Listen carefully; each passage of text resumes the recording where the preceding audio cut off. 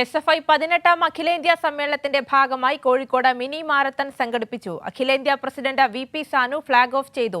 അഖില Kerala student chess ടൂർണമെന്റിലും നിരവധി പേർ പങ്കാളികളായി.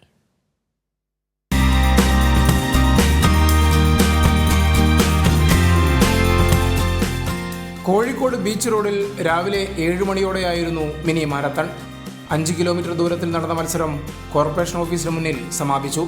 പ്രായഭേദമന്യേ നിരവധി പേർ പങ്കാളികളായി. കുട്ടികൾ 10 മിനിറ്റ് വരെ കുട്ടികളാണ് മുന്നിൽ. നമ്മൾ പിന്നെ 75 ഇതല്ലേ. അടിപൊളി നല്ലതായിരുന്നു, എനിക്ക് ഇഷ്ടപ്പെട്ടു. എൻ്റെ ഫസ്റ്റ് മാരത്തോൺ ആയിരുന്നു. കുഴപ്പമൊന്നുമില്ല, ഓക്കെ, അടിപൊളിയാ.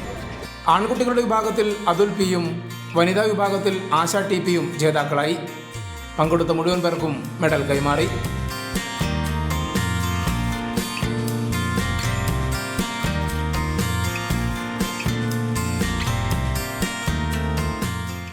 ലഹരിക്കെതിരായിട്ട് ഏറ്റവും ശക്തമായിട്ടുള്ള ഒരു സന്ദേശം നമുക്ക് കൊടുക്കാൻ കഴിയുന്നത് ഇത്തരത്തിലുള്ള കായിക ക്ഷമത വർദ്ധിപ്പിച്ചുകൊണ്ട് കായിക വിനോദങ്ങളിൽ പങ്കെടുത്തുകൊണ്ടാണ്.